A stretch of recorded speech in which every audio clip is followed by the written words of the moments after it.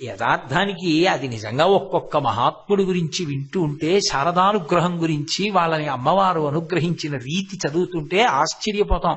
చంద్రశేఖర భారతీ స్వామి వారు తమిళనాడులో మొట్టమొదట ప్రవేశించారు ఒకసారి.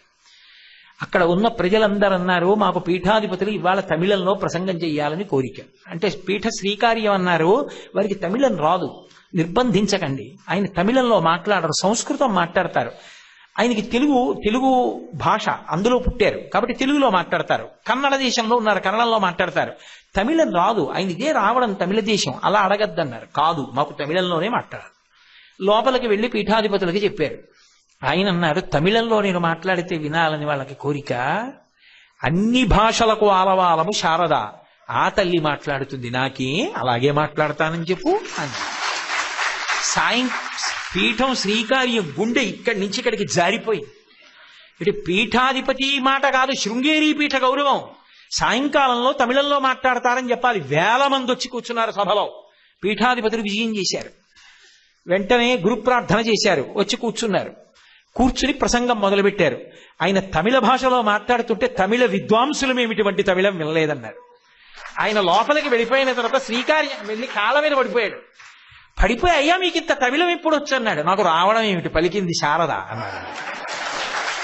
వారిలోంచి శారద పలికింది, శారద మాట్లాడింది. ఎన్ని సందర్భాలలో రుజువైందండి, ఒకనాడా 2 సార్లా. వారు పిలిస్తే పలుకుతుంది శారద వారికి. వారి చుట్టూ తిరుగుతుంటుంది, అసలు వారే శారదా స్వరూపులు. అది శంకర భగవత్పాదుల సంకల్పం. అటువంటి వాళ్ళు రావాలి పీఠాధిపతులు గాని. చంద్రశేఖర భారతీ స్వామి వారంటే ఎంత నిష్ఠ కలిగినటువంటి వ్యక్తి అంటే, ఆయన జన్మదినోత్సవం నాడు ఒకనాడు మలహానికరేశ్వర స్వామి దేవాలయంలో అభిషేకం చేస్తున్నారు. పొద్దున్నే తుంగానది స్నానం చేసి ఆలయం లోపలికి వెళ్ళి కూర్చున్నారు. పక్కన ఒకే ఒక్క వ్యక్తి సహాయకుడు కూర్చోవచ్చు. అసలు ఒంట్లో ఉన్న నీరు తోడేస్తోంది, అంత వేడి, అంత ఎండ. సహాయకుడు లోపల ఉండలేక బయటికి రాను, ఒళ్ళు తుడుచుకోలు. ఆయన మాత్రం లోపల కూర్చున్న వ్యక్తి సాయంకాలం 4 గంటలకి పూజ పూర్తి చేసి పైకి వచ్చారు. అంతటి భక్తినిష్టాగరిష్ఠులు వారు. ఒకసారి పూజ చేస్తున్నారు చంద్రశేఖర భారతీ స్వామి. పెద్ద నాగుపాము పాకుతూ వచ్చేసింది. కూర్చున్న భక్తులు లేచిపోతున్నారు. ఆయన ఒక్కసారి ఇలా చూశారు, నాగుపాము వస్తోంది, కూర్చోండి అన్నారు. ఆయన ఆజ్ఞ, అందరూ కూర్చున్నారు. పాము వచ్చింది, తిన్నగా పీఠాధిపతుల పూజ దగ్గరికి వచ్చి ఇలా పడగ విప్పింది. ఆయన ఓ పాత్రలో ఆవు పాలు పోసి అభిషేకం చేస్తున్నవి కుడి చేత్తో ఇలా పట్టుకున్నారు. ఆ పాము పడగ అందులో పెట్టి పాలన్నీ తాగి స్వామివారి వంక ఇలా తలెత్తి ప్రసన్నంగా చూసి తలదించి వెళ్ళిపోయింది. అంతటి నిష్ఠాగరిష్ఠులు వారు. పలికేవారు. యథార్థంగా జరిగిన సంఘటన పరమ సంతోషంతో ఉండలేక మీతో ఒకటి మనవి చేస్తున్నా. కమలమ్మ గారని ఆవిడ రాసుకుంది. ఆవిడ కొడుకు పేరు విశ్వ. నేను ఎప్పుడో చదివి ఆ సంతోషానికి జ్ఞాపకం ఉంటాయంతే నాకు. ఆ కమలమ్మ గారు భర్త వద్దు వద్దు వద్దు అంటున్నా కూడా బంధువులతో కలిసి శృంగేరి వెళ్ళింది. అప్పుడు ఇన్ని సౌకర్యాలు లేవు. నరసింహవనంలో అభిషేకం జరుగుతుండేది చంద్రమౌళీశ్వరుడికి. తుంగ దాటాలి, అంత తేలిక కాదు, పావులు ఎక్కువ. ఉదయం వేళ ఈవిడ కూడా అభిషేకం చూడటం కోసం చంద్రశేఖర భారతీ స్వామి వారి దర్శనానికని బయలుదేరింది. అకస్మాత్తుగా పిల్లవాడు నీలం రంగులోకి మారిపోయి కనుగుడ్లు పైకి వెళ్ళిపోయి కదలికలు ఆగిపోయి పెద్ద దగ్గు దగ్గాడు, మృత్యువుని పొందుతున్నాడు. ఈ వచ్చిన ఆడవాళ్ళందరూ మేము వెళ్ళి పీఠం కార్యాలయంలో మాట్లాడి వైద్యుణ్ణి పంపిస్తాం, అక్కడికి దగ్గర కాబట్టి అభిషేకం చూసొస్తాం, ఏం అవదలే పర్వాలేదని చెప్పి వెళ్ళిపోయారు. ఈవిడొక్కతే మిగిలిపోయింది. పిల్లవాడు చల్లగా అయిపోతున్నాడు. భర్త వద్దంటుంటే వచ్చింది బంధువులతో, ఒక్కళ్ళు లేరు. ఆవిడ తలెత్తి చూసింది ఎదురుగుండా. మీరు ఎప్పుడైనా చూశారో లేదో చంద్రశేఖర భారతీ స్వామిని, నేను అందుకే మనవి చేస్తున్నా. అటువంటి వారి చిత్తరువులు పెద్ద పెద్దవి దేవాలయంలో పెడితే వాళ్ళ గురించి విని కాసేపు అక్కడ కూర్చుని వాళ్ళ వంక చూస్తుంటే మనసు ఎంత శాంతి పొందుతుందో. ఇలా నిలబడి ఉంటారు సత్యదండం పట్టుకుని చంద్రశేఖర భారతీ స్వామి. ఆయన చిత్తరువు వంక చూసింది. అది ప్రార్థన కాదు, ఆవిడే రాసుకుంది. ఒక పెద్ద ఆర్తి, మీరు వినా దిక్కులేదు, రక్షించండి. ఇంటికి శవాన్ని పట్టుకుని ఏమని వెళ్ళను, భర్తకు ముఖం ఎలా చూపించాను, వద్దంటుంటే వచ్చా, వద్దే పిల్లవాడితో అంటుంటే కాపాడండి అని ఒక్క ప్రార్థన ఇలా చేసింది. పిల్లవాడు ఏడిచినట్టు వినపడింది. ఆవిడికి ఇలా చూడ్డానికి భయం, ఏం చూడవలసి వస్తుందో అని. గుండె దిటవు చేసుకుని చూసింది. పిల్లవాడు ఏడుస్తున్నాడు. అమ్మయ్యా అనుకుంది. ఏడుస్తున్న పిల్లవాడు ఏడుపు ఆపేసి బొటనవేలు తీసి నోట్లో వేసుకుని అమ్మని చూసి నవ్వుతూ కాళ్ళు చేతులు ఆడించాడు. ఆ పిల్లవాడిని ఎత్తుకుని ఆవిడ పరుగు పరుగున నరసింహవనానికి వెళ్ళింది. చంద్రశేఖర భారతీ స్వామి అభిషేకం పూర్తి చేసి భక్తులందరినీ ఆశీర్వచనం చేసి వెళ్ళిపోతున్నారు, మెట్లెక్కాలి. ఈవిడ గబగబా పిల్లాన్ని తీసుకెళ్ళింది, నోట మాట లేదు. చంద్రశేఖర భారతీ స్వామి తిన్నగా ఆవిడ దగ్గరికి వచ్చి నిలబడి, ఏమమ్మా పిల్లాడి కోసం బెంగపెట్టుకున్నావా? వాడు కుశలమేగా, సంతోషంగా ఉండు, భర్త మాట కాదని తిరగకు అని వెళ్ళిపోయారు. ఎలా తెలిసింది ఆయనకి? సర్వజ్ఞులు. ఎక్కడ ఉండి మీరు ఆర్తితో అడగండి, అనుగ్రహం చేయగలరు. వాళ్ళు శారదాదేవి అనుగ్రహంతో పుట్టిన కారణజన్ములు. సుఖదుఖాల్ని చేసుకున్న పాప ఫలితాల యొక్క ఫలితంగా అనుభవించడానికి వచ్చిన వారు కారు. అందుకే చంద్రశేఖర భారతీ స్వామి వారు ఆసనం వేసుకుని అనుష్ఠానం చేస్తుంటే ఒకప్పుడు ఒక అడవి దోమ ఆయన తొడ మీద కుట్టడం మొదలుపెట్టింది. అది ఎలా కుట్టిందంటే అందులోంచి నెత్తుటి బొట్లు ఇలా పైకొచ్చేసి మెల్లగా ఇక నెత్తుటి ధార తొడ నుంచి కిందకు కారిపోతుంది. ఆయనకి స్పృహ లేదు, ఆయన అలాగే ధ్యానంలో ఉన్నారు. ఆ తరువాత లేచి ఇలా చెయ్యేసుకుంటే తడిగా తగిలింది. ఏమిటని చూస్తే అప్పటికే నెత్తురు కారిపోయింది. ఒక్కసారి ధ్యానంలోకి ప్రవేశిస్తే అటువంటి సమాధి స్థితిలో ఉండేవారు మహానుభావుడు. ఆయన కాలభైరవ స్వామి దేవాలయం దగ్గర నిలబడి చూసి తీరాలి. శృంగేరిలో వేద పాఠశాల కాలభైరవ దేవాలయం. ఆ కాలభైరవ దేవాలయం దగ్గర నిలబడి ఉత్తరీయం తీసి విసిరేసి ఆ తల నుంచి గుడ్డ తీసేసి, ఏకవస్త్రం కదూ, ఆ గుడ్డ తీసేసి గుండెలు బాధేసుకుని ఇది పడిపోతే కుక్కలు తింటాయి అంటూ ఉండగా ఒక శవాన్ని ఈడ్చుకొచ్చింది కుక్క. ఏముంది ఇందులో? సప్త ధాతువులు తప్ప. అంత వైరాగ్యం. ఆయన అంత ఉన్మత్త స్థితిలో చెప్పిన శ్లోకాలు శిష్యులు రాశారు.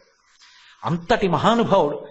ఎంత పరమ వైరాగ్యాన్ని పొందారంటే శరీరంతో ఉండడం ఇష్టం లేక తుంగలో త్యాగం చేసేశారు.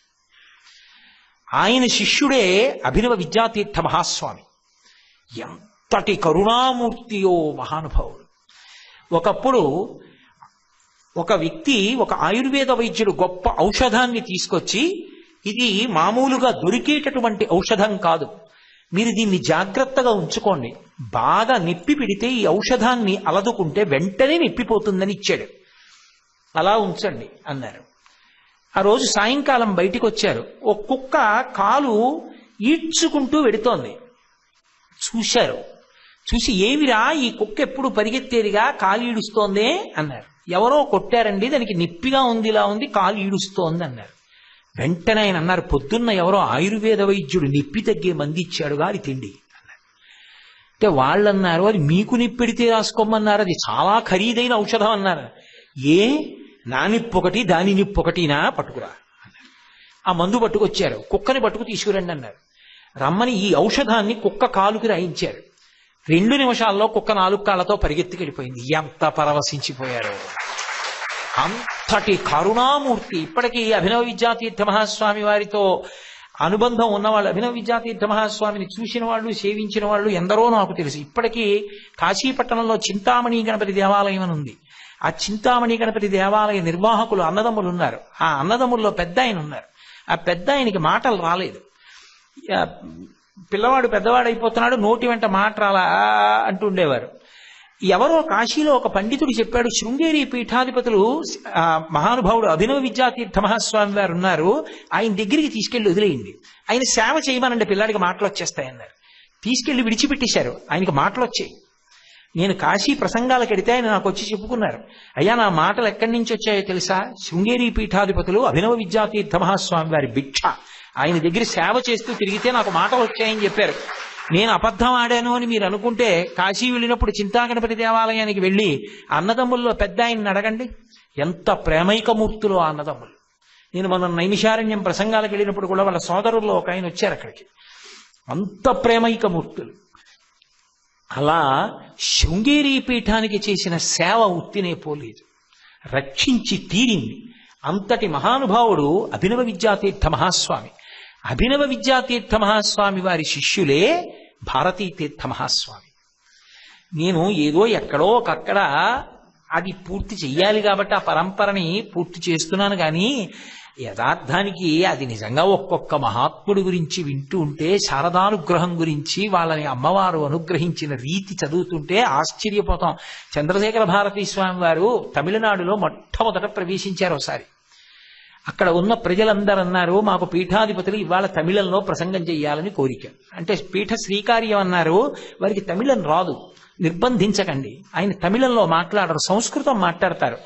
ఆయనకి తెలుగు భాష అందులో పుట్టారు కాబట్టి తెలుగులో మాట్లాడతారు. కన్నడ దేశంలో ఉన్నారు, కన్నడంలో మాట్లాడతారు. తమిళం రాదు, ఆయన ఇదే రావడం తమిళ దేశం, అలా అడగద్దన్నారు. కాదు, మాకు తమిళంలోనే మాట్లాడాలి. లోపలికి వెళ్లి పీఠాధిపతులకి చెప్పారు. ఆయన అన్నారు, తమిళంలో నేను మాట్లాడితే వినాలని వాళ్ళకి కోరిక, అన్ని భాషలకు ఆలవాలము శారద, ఆ తల్లి మాట్లాడుతుంది, నాకే అలాగే మాట్లాడతానని చెప్పు అని. పీఠం శ్రీకార్యం గుండె ఇక్కడి నుంచి ఇక్కడికి జారిపోయింది. ఇటు పీఠాధిపతి మాట కాదు, శృంగేరి పీఠ గౌరవం. సాయంకాలంలో తమిళంలో మాట్లాడతారని చెప్పాలి. 1000 మంది వచ్చి కూర్చున్నారు సభలో. పీఠాధిపతులు విజయం చేశారు. వెంటనే గురు ప్రార్థన చేశారు, వచ్చి కూర్చున్నారు. కూర్చుని ప్రసంగం మొదలుపెట్టారు. ఆయన తమిళ భాషలో మాట్లాడుతుంటే తమిళ విద్వాంసులమేమిటువంటి తమిళం వినలేదన్నారు. ఆయన లోపలికి వెళ్ళిపోయిన తర్వాత శ్రీకార్యం వెళ్ళి కాళ్ళ మీద పడిపోయాడు. పడిపోయి, అయ్యా మీకు ఇంత తమిళం ఎప్పుడు వచ్చన్నాడు. నాకు రావడం ఏమిటి, పలికింది శారద అన్నాడు. వారిలోంచి శారద పలికింది, శారద మాట్లాడింది. ఎన్ని సందర్భాలలో రుజువైందండి. ఒకనాడా 2 సార్లా. వారు పిలిస్తే పలుకుతుంది శారద వారికి. వారి చుట్టూ తిరుగుతుంటుంది, అసలు వారే శారదా స్వరూపులు. అది శంకర భగవత్పాదుల సంకల్పం. అటువంటి వాళ్ళు రావాలి పీఠాధిపతులు గాని. అటువంటి పరంపర మనం చూడడం, అటువంటి పరంపరలో వచ్చిన మహాపురుషులు భారతీ తీర్థ మహాస్వామి కారణజన్ములు.